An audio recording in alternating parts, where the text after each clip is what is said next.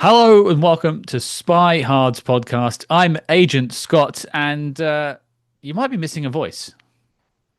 That's Camden Provocateur, but don't worry, he's in the field.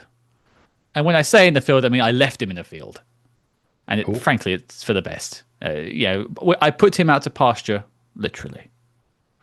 But we have an upgrade.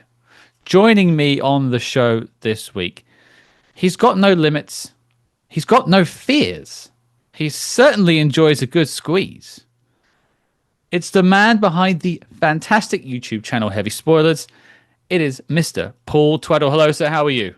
hey mate, I'm good. I'm not sure about it being an upgrade. Downgrade definitely, or at least matching Cam. Yeah, I'll say I'm matching. Thank you so much for having me on. I'm like a massive fan of this podcast, and I just listen to it all the time. Sometimes I get asked to do podcasts and I don't really know. I'm like, yeah, sure, I'll do it. But Mm. this is like something I actually listen, not slagging off those other guys, but this is something I actually listen to and I'm a fan of. So it's a bucket list moment for me. Very excited to talk about GoldenEye as well.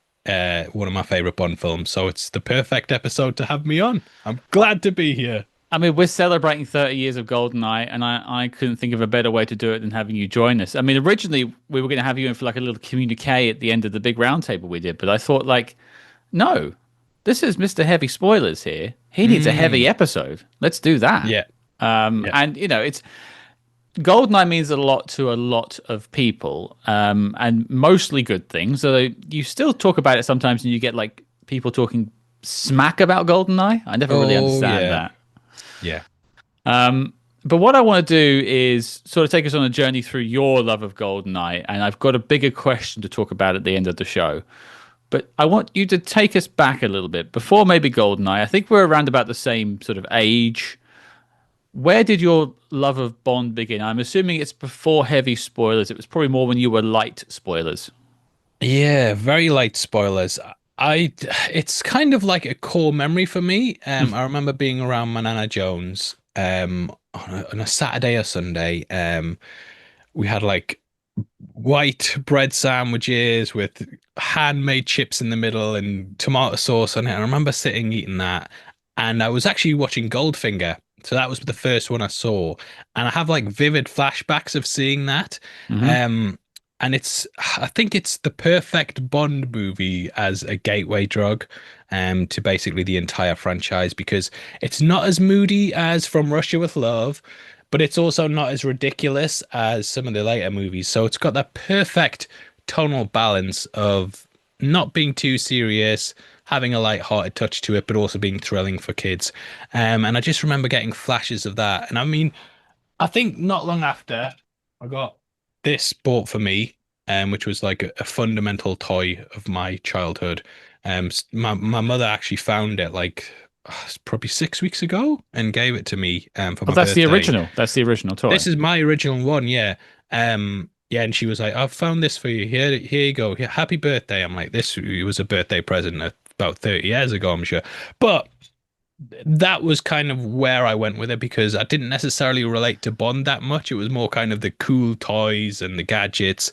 And then it kind of became a gateway to other things. And I think Goldfinger was kind of the perfect film to introduce anyone to the franchise. I mean, I've got kids now, and this was actually the first film I showed them from the Bond franchise as well.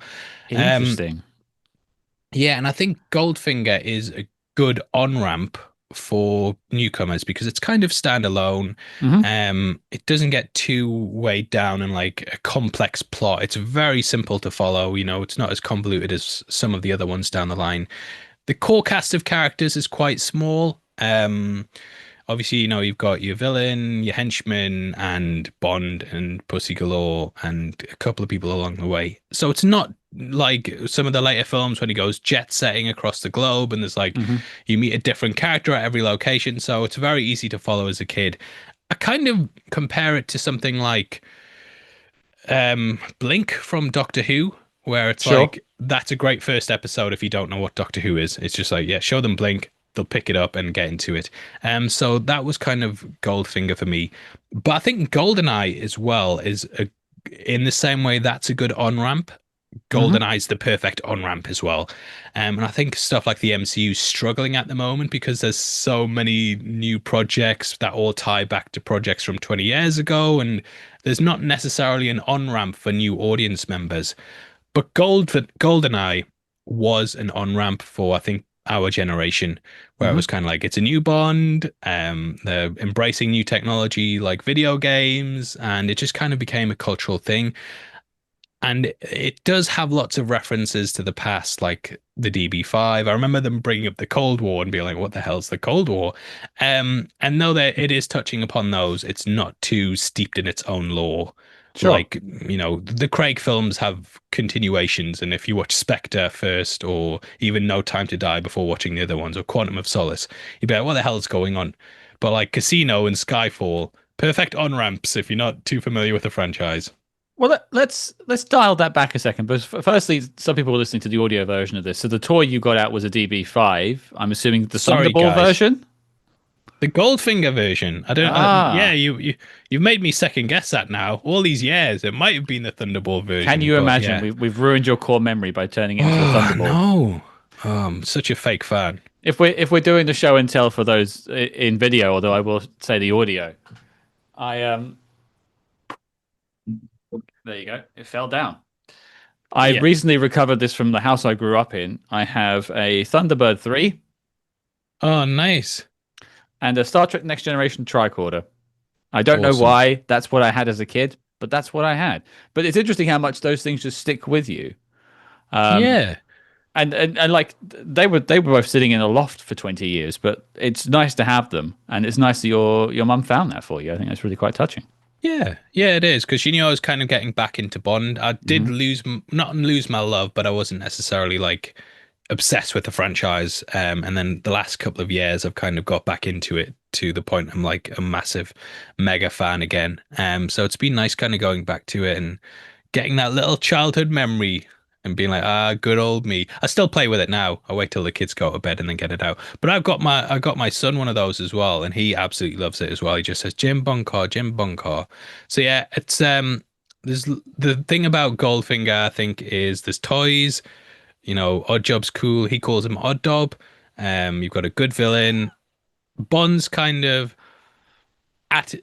Connery's at his best, I think, in that. Hmm. And Some yeah, people will it's go just to an bat all. for Thunderball, I think, but it's a back and forth, isn't it, with those two? Yeah, I think Thunderball kind of goes into sort of dream logic, I want to call it. When you're in a dream and stuff's happening and it not necessarily as logical and doesn't necessarily make sense. I think Thunderball's got that kind of dream logic to it, and it took me a long time to appreciate that movie because I had so many problems with it.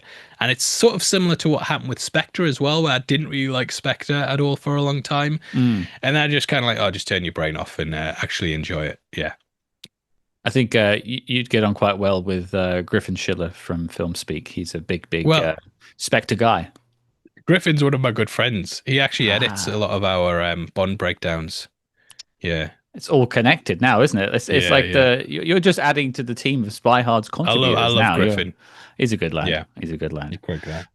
Um, well, you've I want to get into your GoldenEye love, but I feel like you've started the conversation I don't want to drop, and that is Bond on ramps, which is a Mm, discussion that goes back and forth online in quote unquote Bond Twitter, or the Bond fandom all the time, and people have all their opinions about it. And a lot of the time you hear Goldfinger, sometimes you hear GoldenEye, sometimes you hear Casino Royale, sometimes you hear Moonraker, which I think they probably should second guess that one. yeah. But what's your sort of if you were to pick one between GoldenEye and Goldfinger, what would be your choice? I think Goldfinger because it kind of represents the character at his most basic and kind of it's the perfect origin. Like, I know it's not his origin story, but it's like this is where Bond became a massive franchise. Though Hmm. you had Dr. No from Russia with Love, it was Goldfinger when it was like they struck gold with their finger on the pulse of what was hot right then. But GoldenEye is a really good film. I don't know if it's too steeped in the Soviet stuff, because even like the song at the start when it's got all the like Soviet imagery in it and the women hitting it with hammers. As a kid, I was like, No What idea. does this mean? Yeah, exactly. Whereas obviously, Goldfinger's nothing to do with like the Cold War or Smersh or Spectre. It's kind of just its own standalone villain. So I would say that, and I've showed my kids parts of GoldenEye and Mm. Goldfinger, and they responded better to Goldfinger because it's more simplistic, I think. So as an on ramp, doesn't necessarily mean it's a better film, but as a straightforward on ramp of what James Bond is, I think Goldfinger. I think a lot of people listening and watching would agree with you. I'm going to controversially stick to my guns and say it's The Okay. Living Daylights. Really? It's no one's favorite. It's no one's favorite It's film. solid though. It's like, I mean, you might go to sleep in the last half an hour of the film. Good, maybe around sort of the Afghanistan start, around the prison, and then to like the plane sequence, then you'll wake up again. Yeah, But yeah. but like, is it a great dynamic with Bond girl and Bond? Absolutely. Is it a pretty cool Bond intro? Yeah, but that Brilliant. infiltration, love that. I think that's a good way of hooking them in, and then you have somewhere to go because if you hook someone on Casino Royale, where are they going to go? What's Yeah. what's what's the pinnacle after that? You know what I mean? Like, there's not many things that will give you that thrill once again. Yeah. But I will catch flack online for that. I'm sure. I think everyone It will be on your yeah. side there. It took me a while to like get my head around Casino Royale. I'm a Mm, massive Batman fan as well, and I had the same issue with Batman Begins where it right. wasn't. I remember walking out thinking that wasn't a James Bond film. Because obviously, it doesn't have Moneypenny in, doesn't have Q in, there's not really any gadgets. He's not like riffing off his catchphrase. It's not like a da da da after he does like a big thing in like an action scene or something. There's not those Bond moments as they come to be trademarked in games. And it's kind of a deconstruction of Bond. And I remember walking out going, I don't know what that was. What was that? And I had the same thing with Batman Begins, where I had like, a Mm. built-in expectation of like what a Batman and a James Bond movie was. And I think GoldenEye, they're both by Martin Campbell. Um, GoldenEye is like the box ticking of what Bond is, and then Casino Royale is kind of the deconstruction of that and the complete opposite. And it's insane that they're made by like all the same team and the same producer, same director, and it's such a sharp contrast. I always think it's a lot to do with the writing team. I Yeah, put Bruce Firestein behind a lot of the success of GoldenEye, yeah, personally. I think Martin Campbell is a fantastic director, but I think he's only good as what he's given because you look at some of his stuff outside of Bond and you wonder where that talent's gone. Like, I don't yeah. know. I Like, mean, Green Lantern, no one can explain that one to me. yeah. I mean, that was yeah. You just don't know. You really Mm. don't know. Like he might not be a big Green Lantern fan. And he might have just taken that as a job, whereas he might have been a big Bond fan. I mean, he did too. But there's Mm. some, I mean, obviously, Bond movies have used the same directors throughout. Yep. There's been lots of, that guy gets his mind. Blanking on his name, but the guy who gets criticized for doing like "You Only Live Twice" and then "The Spy Who Loved Me," and it's like it's the same movie every single time. Lewis Gilbert. Whereas, yeah, thank you. Whereas GoldenEye and Casino Royale, there's no films that are like by the same director that are so contrasting that you could Mm. literally be like, I can't believe the same guy made these films. Well, it's really funny because the Lewis Gilbert ones, I've always referred to them as the monorail trilogy because Yeah, yeah. but like, what's the through line between GoldenEye and Casino Royale? Like, I'm just trying to think of that now. What's the connective tissue apart I don't from even know. introducing Bond? Like, I don't think there really is Yeah. anything. They're quite unique. Judy Dench. It's like I bring back her as M for some reason. We don't know how it's gonna work. The fans will figure it out. And yeah. Bond in toilets. Yeah. Yeah, true. Mm, there you go. Although then if you do that, you probably have to include Casino Royale 67 as well. Yeah. Which And we just watched. And you are looking a bit rough today. That does explain it. So yeah, not a good one. Not the finest moment in the franchise. I'll go to bat for some bits in that film, but not much, unfortunately. Well, yeah, there's 5 directors on that movie, and I think you can tell. Hmm. The cinematography in the Berlin sequence, I think, is really quite cool. Yeah, Uh, it has its moments in isolation. But and the yeah, soundtrack is good. But that's all I'm gonna. yeah, Yeah. all I'll commit to. But we're dancing around the subject. Let's dance into the fire. Okay. The fire is GoldenEye. So you've had the Goldfinger introduction. I can see that image of you sitting on your nan's sofa with a chip sandwich watching Goldfinger. That's like early 90s, I would imagine, something like that. Yeah. 1995 rolls round. How is GoldenEye finding you? Are you caught up in the hype for it, or is it you just saw it in theaters? No, no, not at all. I don't even remember them announcing who the new Bond was, and we actually got it from Blockbuster. We Nice. rented it, and we had like my mum and dad's bed, and we had a cupboard, like quite a tall wardrobe with a TV on top. I mean, it was quite a small TV, Hmm. and we watched it on that.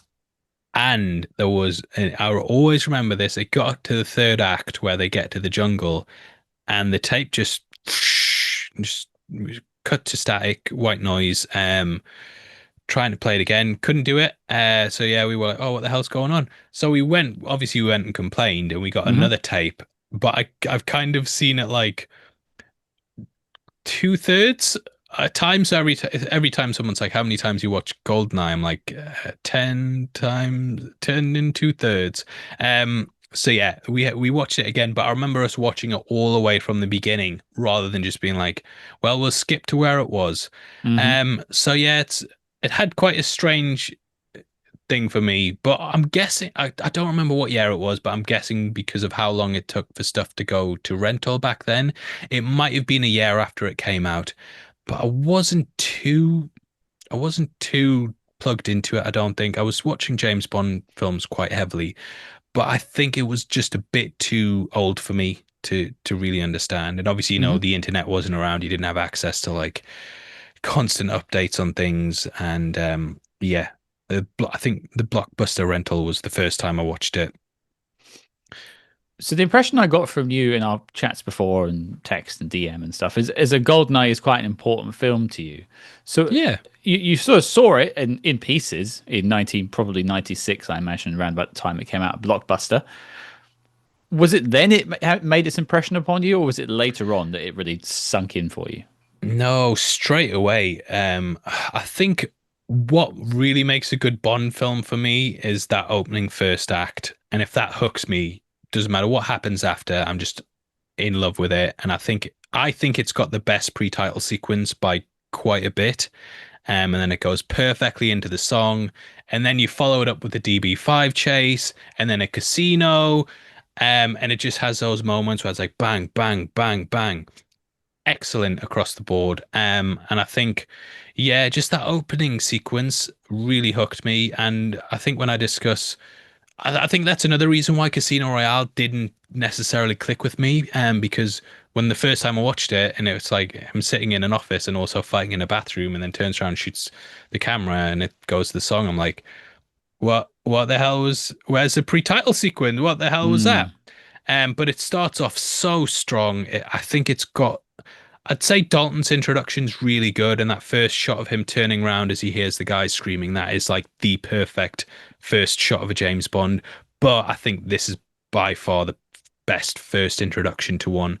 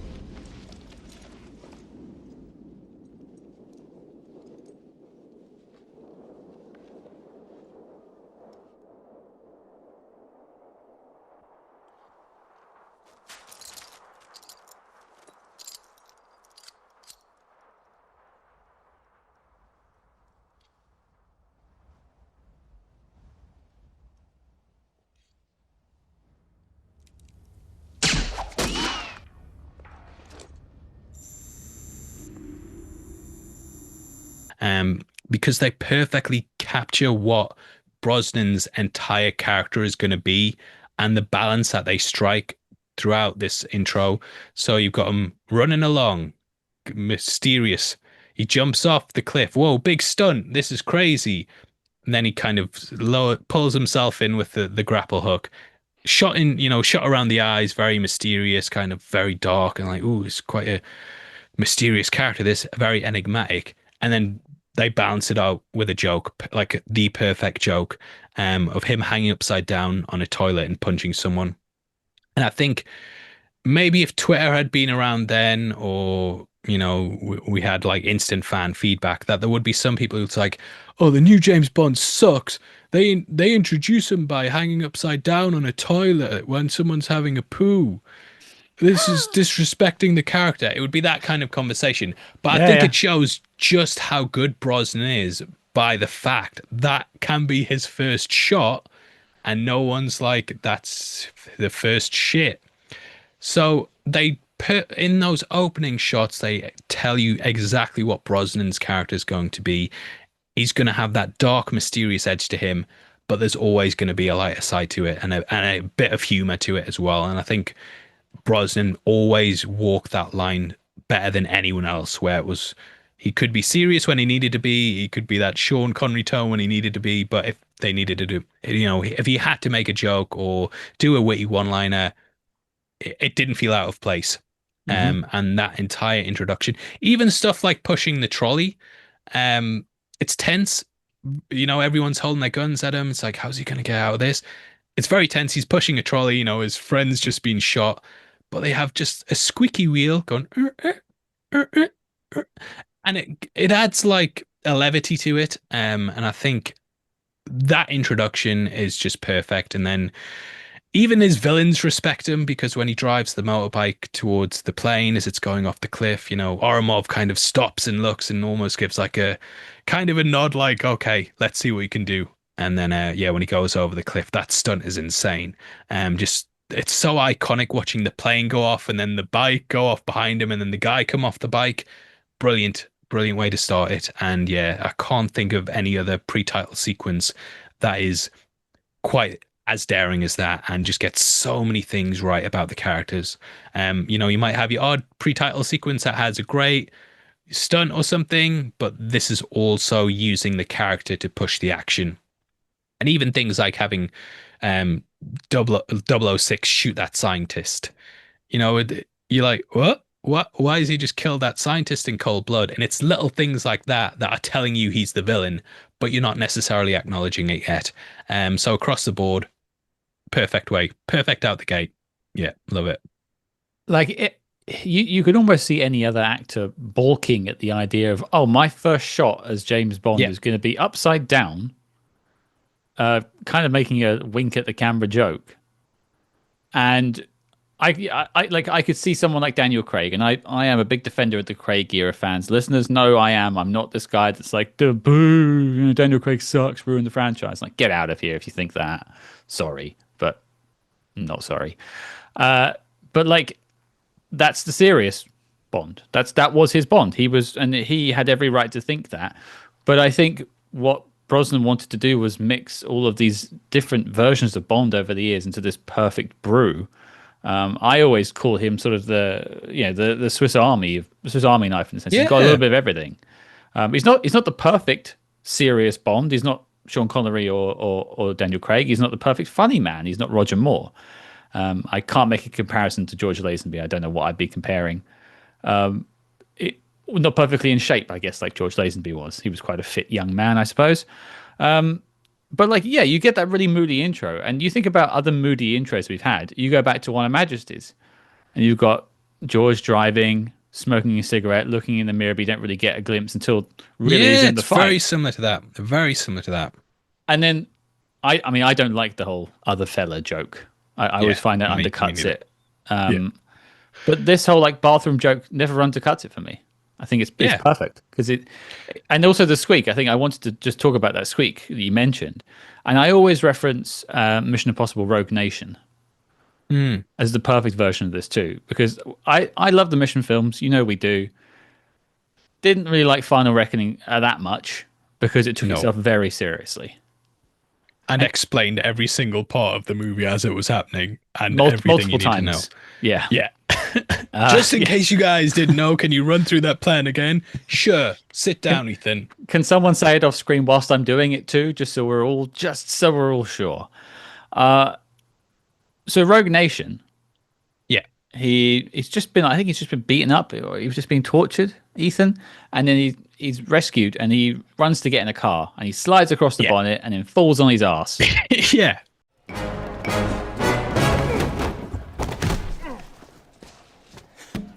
Whoa. Are you okay to drive? I mean, a minute ago you were dead. What are you talking about? This is not going to end well. Yeah. Great, right? It cuts it. It gives a little bit of levity in this tense situation and it laughs at itself and doesn't take itself too seriously. And I think it lost that in its later films. The Squeak is the perfect version of that because it's a tense moment. 006 has just been killed. Like, what the hell? Like, oh, wow, we just saw a 00 agent die, which is not something you see every Bond film. And, it's like, okay, it's still a Bond film. I just think it's great. I'm glad you mentioned it.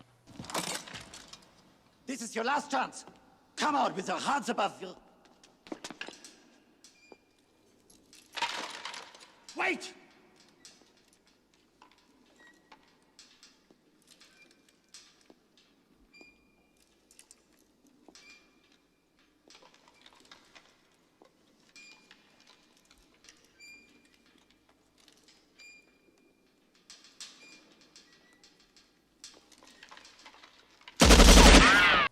Yeah, it's brilliant. And then just seeing his ingenuity as well when he shoots all the barrels. And I think the toilet thing is fine because it comes after that world-breaking bungee jump stunt. So you're already blown away like bloody hell. And then they take it to the next level and just go, excellent opening. And it burned into my head is that plane flying. The plane. So I'm mumbling my words here. I'm so excited with it. Just do it.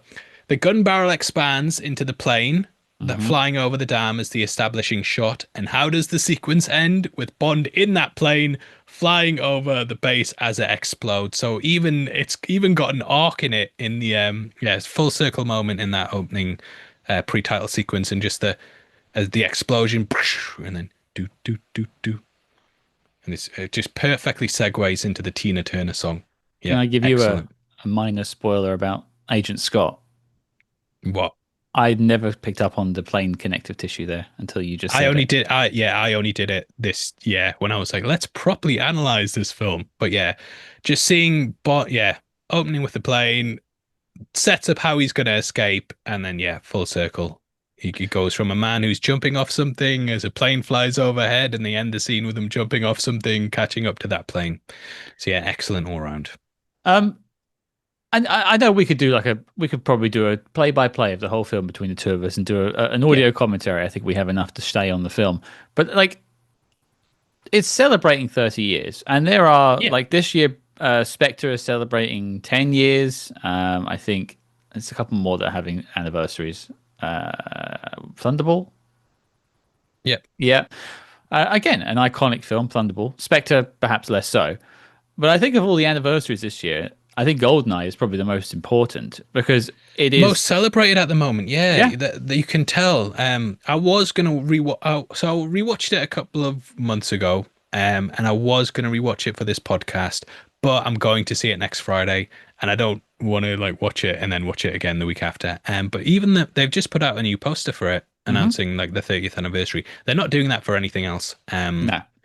And I think with us being in a Bond vacuum at the moment where there's no actor in the role, as fans, we're looking back and reminding ourselves, what were the important moments? What were the jump ramps into this stuff? And GoldenEye for so many people, especially our age, due to the game, but also the film as well. Yeah. Yeah, I want to bring up the game in a bit, but I want to talk about more the macro of GoldenEye, especially with it celebrating 30 years. Why do you think it is such, what made it such an iconic film And why do you think it has such an impression, not only on Bond fans, but on the wider cinema landscape? Because, of course, Heavy Spoilers as a channel, it's about film, TV, it's everything. It's not just James Bond. You guys cover it all. So you're able to sort of extrapolate this and point out why this connects. You'll never know how I watched you from the shadows as a child. Why does it connect with so many people? I think because it's our generation's Bond, and it's the first adventure out the gate. And there was obviously the gap. I don't think people our age necessarily connected to Dalton at the time, especially because License to Kill was like the previous movie. And I don't think I would be allowed to watch it. And I think because of that, people our age had like a sort of gap where there wasn't necessarily a Bond for us to attach to. And then we came out the gate with ours, you know, brilliant. And I think it was just during a time when there wasn't necessarily those spy films. A lot of the early 90s stuff was like, your Arnie movies, or even they started going towards the everyman and sort of the Die Hard stuff. And John McClane kind of set that in place. But you didn't really have like a necessary, necessarily a figure like James Bond, who was like cool, calm, collected, hit with the ladies, knew what he was doing, because they were kind of going towards this everyman sort of stuff. And Mission Impossible wasn't fun in the 90s for people my age anyway. You know, that Brian De Palma film. It is Brian De Palma, isn't it? I don't know why Oliver Stone's coming into my head. Thank God for that. I don't know why I thought of Oliver Stone. I think he was connected at one point. Yeah, I remember watching Mission Impossible, and there's that great scene where he descends into the CIA in Langley. There's a couple of big moments in that. The chewing gum thing's great, but it's not. I wouldn't say it's kid friendly. And whereas GoldenEye was, and yeah, I would say that's kind of it was the perfect storm. It was lightning in a bottle for a number of reasons. It was kind of coming out in a time where we didn't necessarily have a Bond, and there hadn't been a Bond for a long time. At least when you were a kid, 5 years when you were a kid, it was like, whoa, this is a lot. I remember the gap between like Jurassic Park and The Lost World, and thinking like, this is the longest time of my life. What the hell is going on? And it was well worth the wait, right? Yeah, it was like 4 years, but I remember them talking about it on Channel 4 and be like, The Lost World's coming soon. I'm like, what? It's been so it's been half my life since that last one. But yeah, I think it was just a perfect storm of everything. And obviously there was the emerging technology of video game. We are gonna talk about GoldenEye the game a lot in this, I feel. But GoldenEye owes a lot to GoldenEye. And just in the same way, this DB5 toy, when Goldfinger stopped rolling, I still had an attachment to the film because I was going home and playing with this all the time. When GoldenEye stopped rolling, we all still had an attachment to that movie because we went home and played the game with our friends, by ourselves. It was a social event, but it was also a very intimate thing where we're going through it in single player. And then you'd watch the movie again, and it managed to resonate, I think. And was just great across the board. And yeah, there's so many memorable things in it. Boris, I'm invincible. That was a catchphrase on the playground. Xenia was like I think for our age, her and Cameron Diaz was kind of the first time when they really made a woman like really sexual on screen, and was like, whoa, what's this? I'm quite into. Oh, she's dangerous as well. So yeah, just so many different things in it that are memorable. And I think as a kid, you got that perfect storm in a teacup. Is that a saying? Of everything you want. A lot of box ticking across the board for what young boys wanted.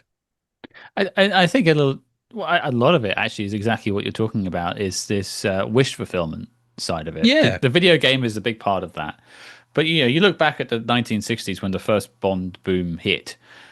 It was wish fulfillment, but it was more about seeing Bond going around the world, killing these baddies, stopping terrorists, and sleeping with babes. And that was the boys living vicariously through 007. And then they became kind of more comedic and lost their way maybe a little bit. I'm not going to get into that, but it had its ups and downs post 60s. And I think they needed to find out what Bond meant and could mean to people going forward, not just boys, but people. And I think a lot of it is that wish fulfillment of it's doing all the things you want from a James Bond film. So you've got your girls, your guns, your gadgets. It's all there. Q, M, the whole team, Money Penny's here. But then you Best Q scene as well, I would say. Best Q scene. put that down. That's my lunch. That was always the Okay, I yeah. remember that's the bit. Although I'm always let down by that scene because I see the scene and I see the stuff that the BMW could do, and I just think, Yeah, why wasn't that in the movie? give me the car. Yeah.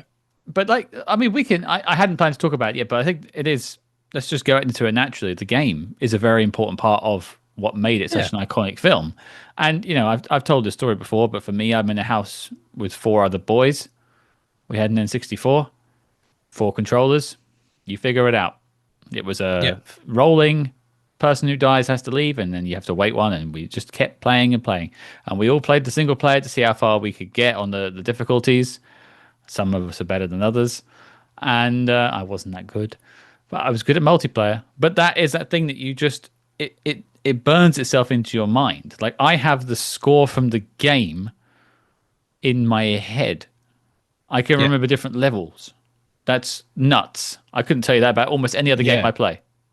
I bought a watch with the face on it for the pause menu, and I was like, it's the GoldenEye pause menu on a watch. I'm trying to look for it. I'll find it. He's gonna find it, folks. I don't think it's up yet. I'm sorry. I don't want to spend ages looking through my cupboards because I know you guys are watching. We'll find a picture afterwards and put it on the screen for those watching. And then I'll post the picture. It was so fluid. The movement in it, but it's also, you could outsmart nowadays in games, it's like very concentrated on how smart's the AI and stuff and blah, blah, blah. The AI wasn't that smart there, but it was fun to play against. And I think a lot of games lose sight with that, where you could easily like run through and shoot people and feel like James Bond, and you're seeing stuff from the movie. But even there's so many first-person shooters these days that are still compared to GoldenEye. And First Light, as soon as First Light comes out, it's good. You know, I think Everything or Nothing's a better game in hindsight. But as soon as First Light comes out, all the headlines will be like, better than GoldenEye. And there's so many first-person shooters in general that get compared to it. And if you think about a lot of the things they established in the multiplayer, they're now expectations in a multiplayer match. For example, standard death match is 10 minutes. Where did that come from? Who came up with that number? Why did it have to be 10 minutes? Well, it came from GoldenEye, and people just got used to playing 10-minute long games. One shot, one kill with the golden gun. You know, they have modes in games now where it's like one shot, one kill. It established so many things of what we think of should be standard in a multiplayer game. And sometimes when you play it, like, I don't like King of the Hill games in multiplayer or Search and Destroy and stuff like that. And it's because it's like, well, what am I familiar with? And it's like a straightforward deathmatch, and it's because GoldenEye made that format. Just nailed it on the multiplayer. But also the single player is really good as well. And I think just revisiting those parts of the game, parts of the movie, going through them, you know, Runway, going off and seeing a tank there. The levels aren't massive, but they're also not too small to the point where it's got the perfect balance on so many things. And they got so many things right in terms of how long a level should be, what little side things there should be, you know, even adding more objectives as the difficulty went up. Just for them to come up with a lot of that stuff as they were developing it, and it's still something we see today. Groundbreaking, perfect. Every score as well, even the score. Just so many good bits.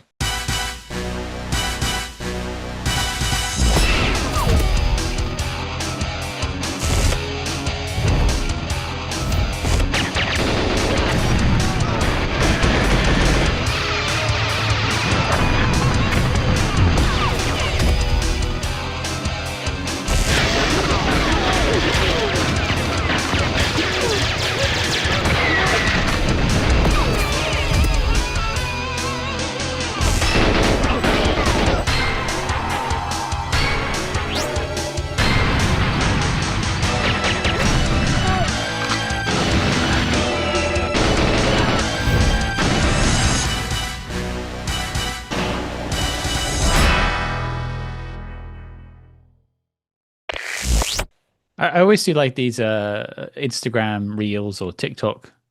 What do you call TikToks? Videos? TikTok? TikToks. TikToks? Yeah. The talks Yeah. or the ticks, The talk, whatever they yeah.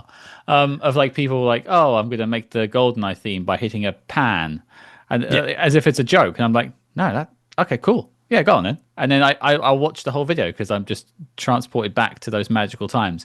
And, it's not even, I mean, you talk about like the advancement of first person shooters. Like we were dealing with things like Doom before this and Wolfenstein. This is a big jump. I mean, we had other first person shooters that were in between those two gaps, but they pushed the genre forward by quite a step. It was a leap instead of a step. Yeah. But also the other side of it as well, like it Even made holding the gun off to the side. I don't Yeah. know why, but I'm sure in Wolfenstein and Doom and stuff, it was always like center of the screen. Whereas It was, GoldenEye yeah. just had it to the side. Yeah. because it and was just- logically one hand Yeah. or the other hand that you were using. It was just Yeah. logical. Yeah. Um, Yeah. It's but just there's little also things like that. Well, it's also like aside from the advancements and that side of it, it also just made Bond accessible. And you spoke about this earlier about making Bond accessible. Like your kids are watching Bond. This GoldenEye was a good on ramp. We've mentioned on ramps again as well because you haven't spent years watching all of them. Not everyone has. We get them here in the UK on bank holidays still, but not everyone around the world does. And so you got to go and fight Jaws. You got to go and fight Baron Samedi. Like, who is this And Baron he kept Samedi? coming back. He kept coming back as well. That was such a good touch where you'd shoot him and he'd be like, he's dead. And then he'd come back and be like, I get it. Because he keeps coming back in the movie. Just little touches like that. Yeah, and it taught you about Bond and its history and taught you about what Bond was without it feeling like it needed to be homework because it was fun, and then made you Yeah. want to go and see the film. Because I'll put my hands up. I played the GoldenEye game before I watched the film. Yeah. I have another core memory of going around my mum's best friend's house, and the son was there, Mark Bennett. I've not spoke to him for about probably 25 years. Hi, Mark, if you're But listening. he had an N64 with a rumble pack in. Nice. And I remember pressing the trigger for the first time and feeling the rumble of the control and be like, whoa, this is firing a real gun. Yeah. Yeah. And I think just that opening shot of GoldenEye and how it starts off, where you swoop down from the tower, and then you see Bond standing about, and then you go back into his head and you're off. It's perfect. Yeah. You become James Bond in that moment. You go into the back of his head, the gun comes up, and it's like, move forward. I am James Bond now. It's like a possession thing, like you're a ghost coming down from the sky and possessing It James could Bond. be you. Yeah. That's an old memory there. Yeah. No, but like, yeah, I don't want to like discuss the game in that much depth, but like it what I'm trying to say is, I think what we're trying to say is a lot of the film's importance is to do with the game and the impact it had on our generation, and because it created a new generation of Bond fans.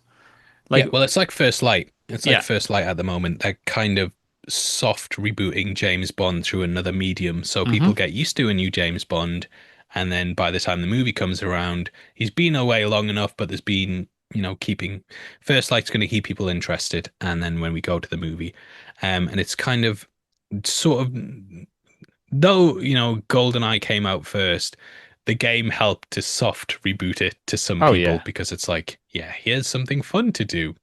I bet you many video game stores were selling VHS copies of GoldenEye next to it. I would bet that. Oh, I mean, the amount of I don't think I owned GoldenEye, but I was constantly renting it all the time. And sometimes you'd get lucky and you'd pick up a copy where someone had already played the whole thing through and unlocked everything. But it was just, it's difficult to just, I think Steven Spielberg recently said there's more content than there is an audience, but back then things were scarce. And you couldn't just turn on your computer or get your phone out and have content constantly drilled into your head. There was a lot of the time you weren't interacting with people all the time. You were with your family and your friends, and there were little things that you had that you could go to as an escape. And GoldenEye was very much that for a lot of people. Yeah, or just video games, and that infiltrated the video game market. Like that some Yeah. people's first experience of Bond was the game, completely, not Yeah. even seeing a film or having heard the theme tune. It was the game, and I think that's still the perfect Bond game up until now. Yeah. It was very cinematic as well. Metal Gear Solid was obviously a massive leap forward where it was cutscenes with actual good voice acting and black bars on the top and bottom. But GoldenEye, when it started off with like the BBFC thing where it's just that, and then the gun barrel thing, and then you have the characters standing around in like a black thing where it's like James Bond as 007, and there's like almost a roll call. It felt very cinematic. And yeah, they just captured what the movie felt like. And it's probably always going to be the best movie to video game adaptation. And it might not be timeless. It has aged, but it's difficult to think of a game that, you know, broke so many barriers and set in place so many things that we expect a first person shooter to be now. My favorite anecdote about the game, and I'll leave the conversation of the game going back to the film with this, and this is from our recent interview with Bruce Firestein, who co-wrote the film. And if it's your first time listening to SpyHards, I urge you to go listen to that afterwards. It's great, if I do say so myself. Great interview. No, it is. It's good. Thank I you, didn't do Squire. it, and I'm telling you. Yeah. Well, I'll take that. I will take that. He said he's often asked about GoldenEye, and he's like, "Oh yeah, I worked on GoldenEye," and they're like, "The video game," and he goes, "Oh no." yeah, I remember him saying. It's like, yeah, oh, and that just goes to show the importance of the game in its legacy. And coming round to the idea of GoldenEye's legacy, just about the film itself a little bit, to the plus and the minus, the favorite and least favorite moment or character or something they want to talk about. But what was the thing that worked the most for GoldenEye for you, and the thing that perhaps didn't work for you as much for GoldenEye? In the game or the movie? We're back to the movie, aren't we? We'll go back to the movie. Yeah, I was thinking about our Bruce saying the non-lethal torpedoes when he was talking about the world is not enough. That was a great quote. So my favorite, my favorite moment, we've kind of gushed over the beginning. I really like when Bond laser watches through the train floor. I don't know why. These days, I think people would have a problem like, well, this gadget wasn't set up at all. Like, where's it? He's just like kind of a MacGuffin and that he's just pulled out of nowhere as an escape card. But I really loved that whole train sequence. I also really like the build up to it with the tank as well. I know on your other episode that you had with Calvin and Pentex on that you were kind of talking about the tank and how they were going to, have a moment where Bond climbed into the tank and kind of they showed him like stumbling up and getting inside of it, and they realized no, just cut straight to it, and just seeing that car come along and driving, and then the tank just bursts through the wall. Fantastic. That whole sequence is very gadget heavy because he's got the belt that he swings on and then gets into the tank, and then the watch thing and the train. It's just an amazing action scene, and it goes from so many dynamic areas from the arc. Firstly he's in an interrogation, so it's got an escape, and then it goes through the archives, even things like him pushing the bookcases over to block the door. It's just he's very good at like showing that he's thinking on his feet, and then swinging through on the belt, and then the tank chase is amazing, and then ramming the train, and then going on and using the laser watch to escape. It's just a great sequence that goes from so many different areas and locations in one continuous thing. And I think a lot of action movies tend to keep their action in one location, whereas this is just constantly going through so many different things, and he's encountering so many different enemies. He's got the guards at the archives, and then the police chasing him, and then the ones on Trevelyan's train, and then, brilliant. Even just the dialogue as well. Yeah, there's so many bits of dialogue. Like even Sean Bean being like, tastes like strawberries. It's like, whoa, we were creepy, mate. Did you get consent from her? Yeah, just it's so good at world, and they kill Oromov in it, so it's like kind of a minor villain. So though Bond ends up escaping and kind of running away, they still have it where he gets a slight win on the villain. Yeah, excellent. I mean, I love that whole sequence, and it reminds me of an earlier Bond film that is also close to perfect, which is The Spy Who Loved Me, and there is the Lotus Esprit chase. Yeah. And one thing you won't really notice it when you're watching the film, but there's this escalation throughout that chase where first they're being chased by a car, I think, then a motorcycle, and then a helicopter with Carolyn Monroe like coming after him, and then there's like, and she's dropping the bombs from the helicopter and stuff, and shoots her with the torpedo. But it's like Bond defeats something, and then it gets harder. Bond defeats something else, and it still gets harder. And the tank chase, or that whole sequence, is the same thing. It's up against a couple of guards, then he's up against a platoon, then he has to drive a tank, then he has to shoot like laser his way through a train. Like it's bomb, bomb, bomb, building until you get that explosion where the tension is released physically, or explosionally, I should say. Yeah, great scene, great sequence. Yeah. I think that's the first time they used the Bond theme in the film as well, I want to say. I think the tank bursting through the wall might be the first time. But do you know the story behind that? What happened? Well, Eric Serra refused. Well, they asked for this. They said, "Oh, we want a bit of the Bond theme in this sequence," and Eric Serra's like, "No, stop banging those pans and pipes and stuff. Yeah, stop reusing your Leon the Professional score." Yeah. And so then they brought someone else, and I forget the name of the chap who did that sequence. But they nailed it. And that's like the bit that makes you sit up. It's like at the end of Casino Royale where Mr. White's there, and is it Mr. White? Yeah, and it shoots him, and then James Bond, and the Bond theme plays. It's great. Yeah, it's great. Perfect. Great moment. I mean, I've said mine recently, but I'll throw in. I just love the ladies. I'm not going for moment. I'm going for thing I love about GoldenEye. I just think it does the ladies really well. You've got a Bond villainess, which you don't get very often in Xenia. We haven't spent nearly enough about Xenia and her magic thighs, but what a way to go out. Wouldn't complain. And you've obviously got the Bond girl, Natalia Simonova. She has her own revenge arc throughout the film. She's not just following Bond around. You've got Judi Dench's M, a female M, revolutionary at the time, and now we take it for granted. But like that, and she comes in and she drops the whole racist, misogynist dinosaur, sexist, misogynist dinosaur, I should say. And then, but she said, "But come back alive." Like, I don't hate you, but don't die, please. Yeah. I care. Yeah. Lovely stuff. And Moneypenny has a repartee with Bond. It's not just her gushing up to Roger Moore or Sean Connery. It's a tit for tat. It is tete-a-tete, and I think that's great.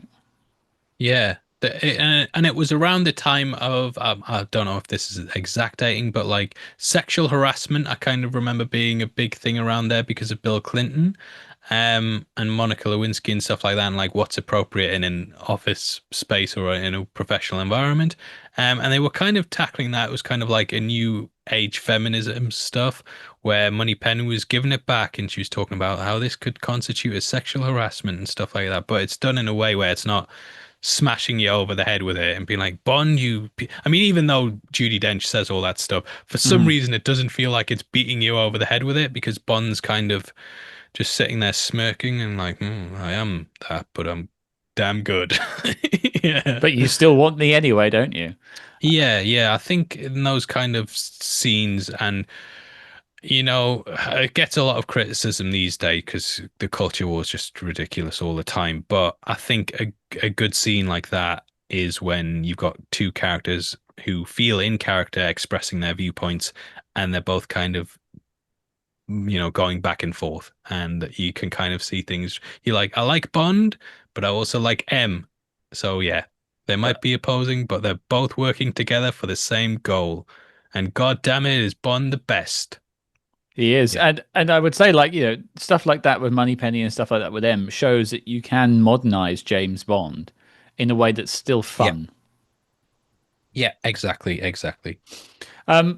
On the flip side, we talked about some of our favorite bits. The thing that didn't work for you, I know you mentioned sort of the Russian side of it and all that sort of backstory, the Cold War stuff. No. Yeah, I think that's just because I was a kid. I'm going to sound cliche because everyone knows the scene. And I don't know if it's because it's out of habit at this point, because I used to always skip the scene when I was a kid, but it's the Bloody Beach scene. It's like, Oh, and no, I do love no, it's what keeps you alone. I think just out of habit, I just don't like that as much. But I mean, the movie's so good, and I do like the scene in general. I don't know if it just kind of feels a bit out of place. I don't know. It's hard to explain. It's kind of like what just kid me was like, what the hell are we doing? Stopping, sitting on a beach. There's stuff to be done. What are you talking about? I So think a yeah, few people that have for said me. that. Yeah, like it does take the Just think energy it's out for a yeah. second. I think it's just a bit melodramatic. And it's not necessarily a bad scene. Um, but yeah, even in stuff, and I'm going to get so much crap for this, so I apologize for the comments. But even in stuff like Casino Royale, the moments where I was like, "You don't know what I can do with my little finger," like that whole scene, I'm like, I don't like this. But Skip. yeah, yeah, Hey, which yeah, you're entitled to have the opinion of that, and I don't think you're alone. I think some people do think it slows the film down that moment. I will defend it because I think it yeah. I mean, gives it a has that little great line lens in to it. Bond. I think it takes a little Mm. lens to what he's been doing over the last like 25 years to that point or whatever the anniversary was. But yeah, there's nothing to say that that's it's fine. It does its job, but at least it doesn't like belabor it and stay in that mood for 20 minutes. It does it for 3 minutes and then we Yeah, move straight on with the mission. I'm gonna follow it up. I know what my least favorite bit is because I Go do on. still quite like that bit. It's the fucking Michael Bolton song at the end. Yeah. There's no defending it. Yeah, I've repressed that and I've just remembered there. I'm like, oh yeah, it's much worse. My fucking Michael Bolton song at the The end. experience What the of fuck love, is that? wasn't it? Is that what it was called? Yeah. Yeah. Yeah, what the hell is that? Yeah, I didn't What the experience fuck? love whilst listening to that. That is by far the worst bit. I'm getting you so much shit for saying the beach scene's bad. No, scrap that, edit that out. It's the fucking Michael Bolton song. I'll leave it in, but I'll just put like idiot over your video box for this. Yeah, yeah. Professional He idiot. apologized for this later.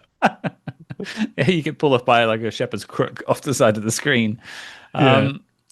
Okay, so I think we sort of charted the film and your love for it. Let's talk about what it's done and the future. Mm. What because at time of recording, I think they're coming out in cinemas next weekend. Yeah. Yeah, Excited. I think I'm booked to go see it as well. Oh, yeah. I'm first and only showing of that night. I'll be in the front row if anyone wants to come along to my local. You'll have to figure out where that is, but Yeah. you can see him there Look for the well-dressed man. with the red carnation and a white Yeah. tuxedo. There we go. Yeah. Good man. But what do you think is GoldenEye's legacy? Oh, I think again, it's kind of the on-ramp for our generation and our Bond, and a lot of people's first Bonds because there was such a gap. And you had a lot of people in that time who grew up and couldn't necessarily watch License to Kill, but this was kind of a lot of people my age's first Bond. And just in the same way that, I mean, No Time to Die, when did that release? I feel like I should say 2020, but I know for a fact it's not, and it's like 2022 or something. Early 22, I think it was. Yeah. So the next Bond, which I think is going to be like 2028, obviously in that time between 2022 and 2028, we're going to have a lot of people who were born who were too young for No Time to Die and are coming up, and there'll probably be a range of like 0 to 10-year-olds who this next Bond's going to be their Bond. And it's kind of what we had as well, where because there was such a big gap, we had so many people being born in that time. And it's not like when Bond was being released every single year and it was like there was no like person. This is our Bond film, I think, or our first Bond that we like experienced and kind of remember it coming out and the aftermath of it. So I would agree. I've gone on record about what I think the legacy of this film is, and I think it primarily is the fact that it created a generation of fans that wouldn't have been there without it. If they had just done like another Timothy Dalton film, I'm sure it would have been fine. I don't think it would have had this impact. Yeah, the franchise might not have even carried on and as been as popular without what went on. And obviously they wanted Brosnan for a while as well. Mm-hmm. Yeah, I mean, it's interesting to think what would have happened if he had have got the Living Daylights, because I actually do feel like that's a very Brosnan film. Oh yeah. And it's kind of like GoldenEye light almost. It has a lot of the same things and same tone in it. And And even like starting off in a jumpsuit, in a black, jumpsuit with a skydiving scene, sort of similar to a bungee scene. Yeah, so yeah, it's so difficult to quantify exactly what it is, but the fact that we're still talking about it 30 years later and it's getting, new posters done for it, or well, alternate posters done for it, a proper cinema rollout, they're really pushing it. Um, yeah, it's like I don't think the Tomorrow Never Dies anniversary will be as celebrated as this. That's a shame. And I do think this is Brosnan's best film. I really like The World Is Not Enough, but it's a well, not a guilty pleasure, because I'll defend it till the day I die. And I do think it's a good movie, but I can see a lot of people being like, what are you on about? That movie's crap. I don't think those same people would be like, that movie's crap if we were talking about GoldenEye. I think it just gets so much right. Yeah, it's just the perfect, it's a perfect mixing of all the ingredients that make a good James Bond movie, and it gets them well, like really, it's hitting at a high level out the gate. Yeah, I just think it's one of those films that's kind of a tentpole of the franchise, and might not be in everyone's, top five, might not be a lot of people's number one, but I'd imagine it's in the majority of fans' top 10 at least. I always say it's one of the four Bond watershed moments. Yeah. I mean, what's your Mount Rushmore of Bond films? And this is probably on there as being one of the important ones. I don't know if I can give you my like personal favorites. I think that's a different Mount Rushmore, but the ones that are most important, I think, are Goldfinger, Spy Who Loved Me, GoldenEye, and Casino Royale. Yeah, 100%. Yeah, definitely agree with that. It's kind of like when it's you see those Twitter things, and it's like 4 different films, and it's like delete one franchise forever, delete one movie forever.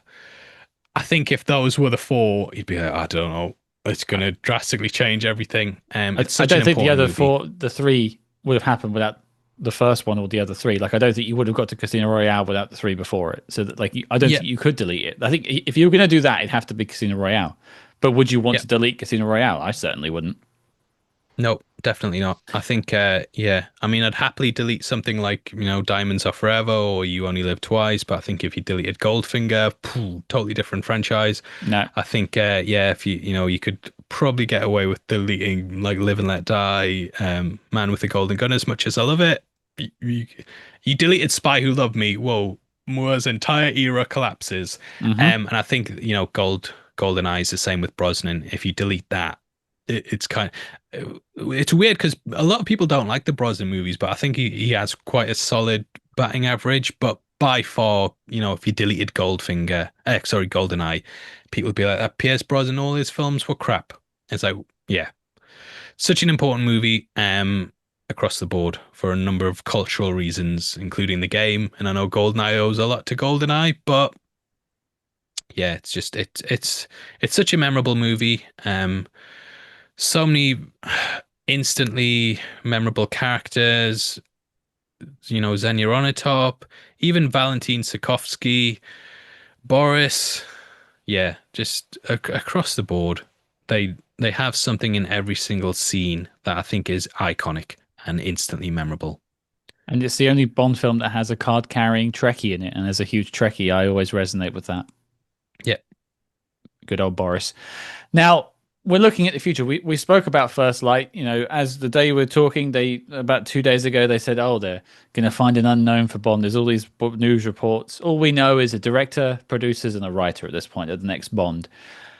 I posit, I theorize, I hypothesize that part of their blueprint going forward is GoldenEye. Yep. What are your thoughts on that? Definitely. I think I'm really hoping that Amazon aren't, taking risks. I really hope that Amazon is just like, look, we're going to play it as safe as possible. Just get everything right. Make sure we do we're not going to be like some crazy new origin story where they're going to look at what makes a great James Bond movie. What are the key characteristics in one? And they're just going to do that and get everything as close to perfect as possible.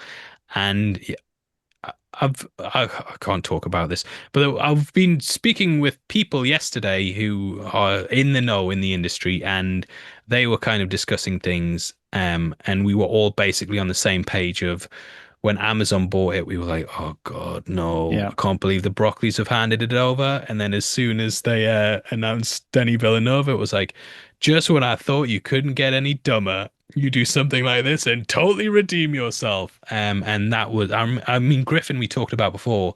I remember me and him like texting the next day Hmm. after the announcement, and we were both like, I actually can't believe it. I've woke up and we're in the best timeline. Villeneuve is directing the next Bond. The writer's incredible, and yeah, I think it's good to see them taking it seriously. I think they've actually came out at the right time because the last couple of years has been like some franchises that they've been let's make as many streaming service shows as we can let's make as many as we can, and they've seen how that stuff instantly dilutes the brand and makes it fall apart. And I think Amazon have realized that this isn't the way to go with a franchise that you want to be going for a long time, and they're keeping it a prestigious event. And it does look like they're taking it seriously. They're not announcing 20 different spin-off shows. They're just doing very small little drip feeds of things, but every single thing sounds interesting. Hmm. And yeah, I'm very excited. I am too, and I think like you could do worse than using GoldenEye as the blueprint, because people always said Yeah. Goldfinger was the blueprint of a James Bond film, and I think for a very long time it was. Yeah. But I think in this world now we need to change a little bit, and that's why I think GoldenEye is the perfect blueprint for Bond moving forward. Doesn't mean it can't be a bit more serious, but still funny. Like I think we need to have a little bit of that humor back. I think, I mean, I was talking to David Zaritsky about this. I was saying early MCU is perfect. And I know people are kind of sick of the MCU humor now, but if you guys are as old as I am, you remember that first Iron Man coming out had a great balance between we're not just ending every single scene with a stupid joke. We're doing comedic things, but it's riffing off what's happening in the scene, and it's actual jokes. It's not just like, well, that just happened when they say something stupid. It's like an actual character being funny. I think that early MCU tonally would be a great way to go, where it's fun, has moments of seriousness, like Tony being in the cave and stuff, and but then you've got like fun, flirty moments with how he acts with Pepper and stuff like that, and it's kind of a nice middle of the road tone that is very in line with stuff like Goldfinger, GoldenEye, and I think tonally that is the way to go, and I hope they do it. They just need to make it fun. Denny is obviously not that kind of director, but I think James Bond in general, well, no, to be fair though, Stilgar and Dune is quite funny. And I Yeah. know he gets, yeah, I think he knows how to write jokes in the context of a scene. He'll not just sit down and be like, I'm going to write this scene to be funny. The character will inform the comedy. And I think that, Bond is, if you're writing James Bond, you're going to have one-liners in there because that's just who the character is. And I think, they'll adapt to that quite well. I think so too. I think Denis, like people were a bit shaky on the eye of Denis Villeneuve, and I'm a big Dune guy. I've read the books way before Me they too. did the films. I've got it, yeah, around here. I don't know if you can see, but I've got all the folio stuff. I love it. Good Absolutely man, love Dune. good man. And like I'm excited to see what he does with the follow-ups to Dune. And I mean, I don't think he'll get round to Children of Dune and stuff like that, but he did such a good Did job they not with the announce first one. Gareth Edwards was doing the children? I know they cast Jason Momoa's kid as one as like Yeah, I'll have a quick Leto look. the second, but I'm sure they announced Gareth Edwards was doing Dune 4. that's not so bad.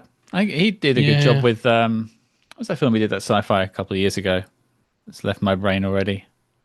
The creator. Yes, Yeah. that was good. Right. I enjoyed that. It's not been confirmed, but it's rumored. Okay. Yeah, on IMDb. I could live with that. But like I think in terms of sort of concluding that section of the story of Muad'Dib, of Paul Atreides, Yeah. I think he's done a wonderful job, and it shows that Denis can take a character that has this story, this lineage, and treat it with reverence, but have a little fun with it. Change a few things because he does, and make it feel like a spectacle. Yeah, it's not going to be a bad film, no matter No. what it is. Even if you don't necessarily, even if you're like, oh, kind of wanted a bit more fun, you're not going to walk away from it being like, this is a bad film, though. No. It's going to be like, oh yeah, it's good, it's good. Well, I think we're in good hands moving Yeah, forward, and if they keep I mean, GoldenEye in yeah. mind, Who could be better? I know they were wanting Christopher Nolan, but he wanted to do 60s stuff. And I'm always someone who I think literary Bond should remain in the 60s. And I have read some of the books that have been set in modern day. I'm like, what the hell is this? So why isn't the Cold War featured in this? Why aren't they still fighting that? But I where's think Russia? yeah, exactly. I think movie Bond should always be, 5 minutes in the future or whatever they said. It's Yeah, not I science think, fiction; it's science fact. yeah, exactly. Or Cubby, he knew what he was doing. And it's like, Mhm. is it though science fact? Is it really Cubs? Because yeah, these guys have got laser guns. So I don't know I if that I like is. that soundbite. I usually edit it into Yeah, any video I yeah. do just for the sake of it. Like I'll It's one put of it the in. most famous ones, isn't it? Yeah. I'll put it in When right it's now. We're not science fiction. We're, in fact, science fact. yeah.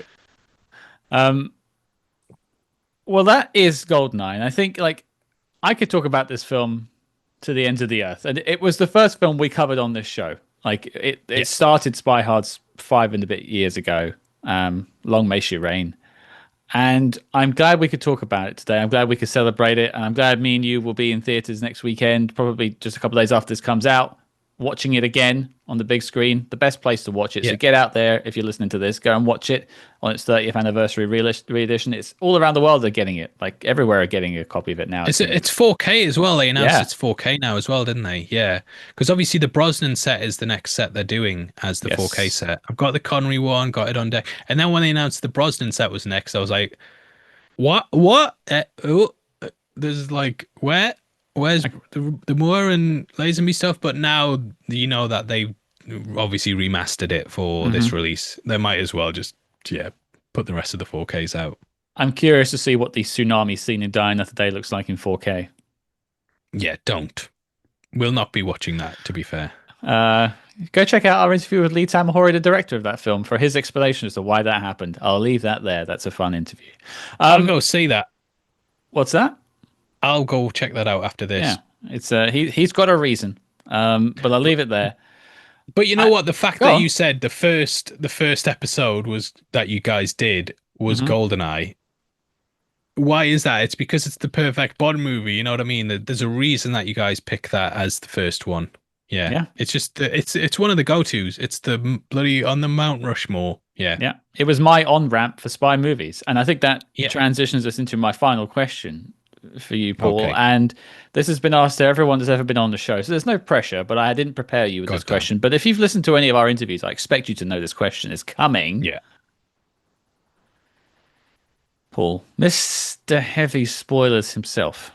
I need to know, because we talk about spy movies, not just Bond here on Spy Hards podcast. It's in the name. We are hard about spies. What is your favorite spy movie of all time? Of all time. I mean, it would be one of the Bond ones, but we've talked about it so much, I don't want to do it. Is it I would GoldenEye? say no. I think Casino probably now at this point, Mm-hmm. even though I hated it when I first watched it. But I do really like No Time to Die as well and Skyfall.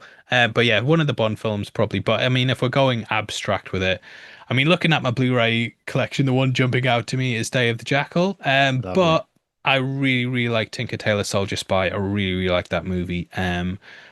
Yeah, I love that. I know North by Northwest is like such a cliche answer as well. I know you would just want one. No. You can have a collection. It's fine.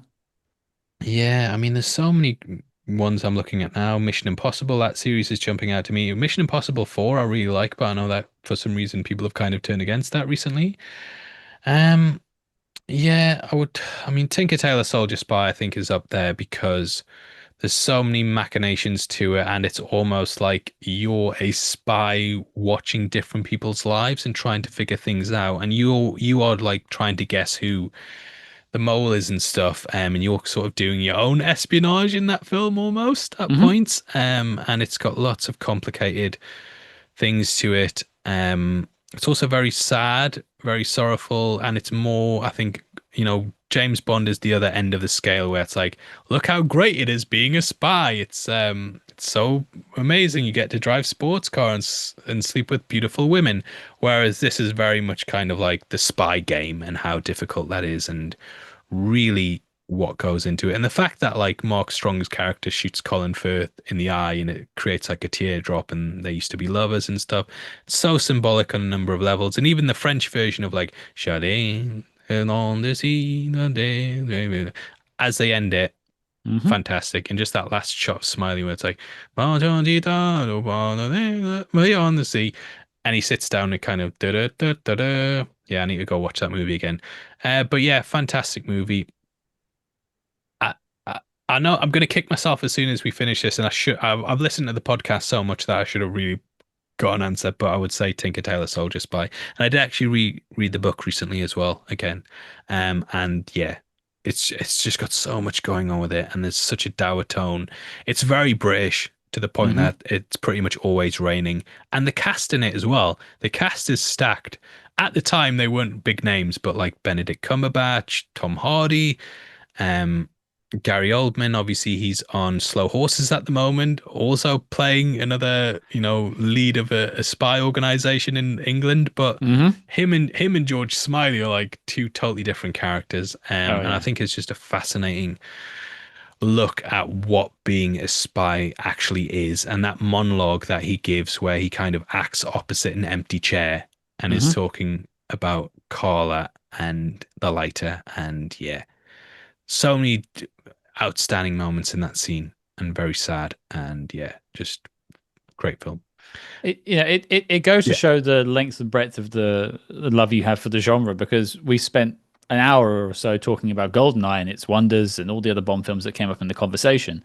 But you treasure highest, perhaps, Tinker Tailor Soldier Spy, which for many is a spy movie lover's spy film. Yeah.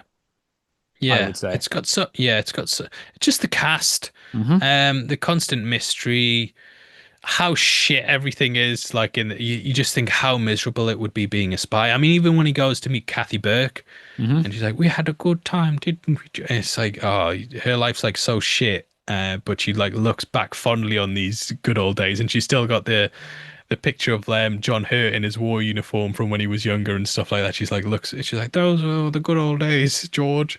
Yeah, and I mean, George is getting cheated on by his wife with someone who's, basically spying so they can have sex. And then it's just, yeah, it's not cool. Everyone's depressed. They're watching, yeah. Perfect. I mean, I could rant. If you want to do a podcast on that, I'm down. But yeah, it's such an excellent film.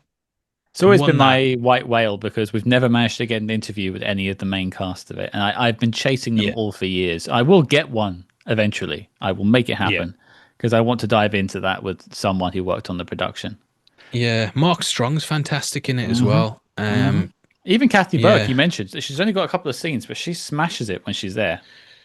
Yeah, and the fact they managed to condense that book into this movie is an incredible piece of adaptation. That because the book is quite long and well, it's not meandering, but they managed to hit all the key points. And yeah, it's such a shame we never got a sequel, because that entire run of like George Smiley books is really something special. And each one's kind of got its own interesting personality and flair. They're very difficult to follow. So I probably that is probably why I prefer Tinker Tailor Soldier Spy the most, because it's like I have visual guide in my head. Like when you're, it's like watching Game of Thrones and reading the book afterwards. You know who the characters are because you have a visual for it. Yeah, exactly. Yeah, there's some books I just can't get my head around, and it's because there's not like an adaptation of it where I can kind of plug in and know what the characters are. Lord of the Rings was one where I read that before ever seeing the movies, and The Hobbit, and I always used to think The Hobbit looked like Shrek, and then I saw it and I was like, what? But I had built Shrek in my head as the visual representation, so I could understand it. But yeah, Tinker Tailor Soldier Spy, I think that's probably, I imagine, the most accurate film about being a spy, where it's all kind of like small operations, all kind of closed door stuff, secrets, people constantly paranoid that, they're being, it's like when you're at work and they say there's redundancies and you wonder, like, am I being fired here? Am I being set up for something? Am I in trouble? And that constant paranoia. And yeah, even like the radio scene where the guy comes out just singing the song that was on the radio. So it's clear that he's been spying on him. So many subtle details like that you just, I need to go watch it again. I think you do. And I can't believe I'm saying this. Listeners will be like laughing, knowing my history with the film I'm about to recommend you. But have you ever caught the Ipcris file? No, I haven't actually. Put that on your to-do list. It's John Barry. It is a lot of the Bond team that come over to do it. Michael Caine in one of his most iconic roles. Yeah. Yeah, I've heard loads of good stuff about it. No, I genuinely have. And I'm embarrassed to say I've never seen Spy Came In From the Cold as well. Which I know was a classic. Yep. But well, yeah, I hope we can look forward to an Ipcris file video on heavy spoilers sometime soon. You guys were who put me onto North by Northwest as well, so thank you for that. Yes, we had an impact. Yeah, best suit in the game. I always watch that movie. I'm like, that grey suit, that is the best suit I've ever seen. That is timeless. You can get a good facsimile of it, but you're paying a lot of money. Yeah. Cut out the drunk driving scene in that movie is perfect. Yeah, I'll lean on perfect, but I know what you're talking about. Well, it's been a genuine pleasure. We've finally done this. First of many, I hope. Yeah, no, thank you for asking me on. When I say I'm a big fan, it's not like sometimes you meet people. Like I met someone the other day whose work I've kind of seen, but you automatically just go, "Oh, hey, I'm Paul, big fan." But yeah, I actually am a big fan this time. It's not just saying it. I've been subscribed to your YouTube channel for far longer than we've been talking. Put it that way. Awesome. And you hate it. Oh yeah, I keep down liking the videos. It doesn't seem to be doing anything. Yeah. Well, you only asked me on now. There's been times I'd be like, I want to talk about why haven't they asked me on? I'm always down for this. What do you mean he's got Denise Richards on? Yeah, when's he asking me? Yeah. Hey, you can come on and talk about Christmas Jones whenever you want. I will have that conversation. As long as you wear the outfit, that's all I ask. You know what? I'm glad that Bruce cleared up as well, because I've always wondered it. Did they write the last line of the movie first and then think, well, we need to call her Christmas for the whole film because this is the last line of the movie? But you cleared that up, guys. I'm not going to spoil it for you, but definitely go check out that episode if you haven't. Yeah, I can't argue with that endorsement, and I will leave us on the final thing to say. It's been a pleasure having you on, Paul. Can you tell everyone listening or watching where they can find you if they don't already know where you are? Well, I'm the host of SpyHards now, and I'm going to do like a look at me. I'm the host now. Cam, I've taken your spot, mate. You are off the podcast. It's my podcast now. No, come over to Heavy Spoilers after the Bruce interview and the other one that you mentioned, the episode they had to go check out. After you've gone through those, come over to Heavy Spoilers. We've just uploaded a Diamonds Are Forever breakdown. It's for members at the moment. I'm sorry, guys. It's 99 cents a month, but it will be going public very soon. And I'm actually quite pleased with how it's came out. It's like one of my least favorite Bond movies, but I'm quite pleased with how it's turned out. I'll say that. I would have known. I would have sent you some of my videos of us recording at the sites of Diamonds from a few years ago. Yeah. Oh, man. Which ones? We did them all. We did the White House. We did the cemetery, the Fremont Street bits and bobs. Basically, everywhere you could go, we went and took a picture. The pipe with the rat. Couldn't find the pipe, but you can get close to the site where the pipe was. Oh, yeah. Yeah. Nice. But go in that pipe, and it will lead you all the way to Heavy Spoilers. Go and subscribe to them. Follow him online. I mean, you're basically everywhere at Heavy Spoilers on your socials. Yeah. Yeah. Pretty much, yeah. I've managed to lock that handle down. No one's stolen it yet, thankfully. That's the one reason we're SpyHards. No one wants it. Well, you own it. You own it. Paul, it's been a genuine pleasure. Thank you for joining us. Yeah, thank you. No, much appreciated. Thanks for having me on, guys.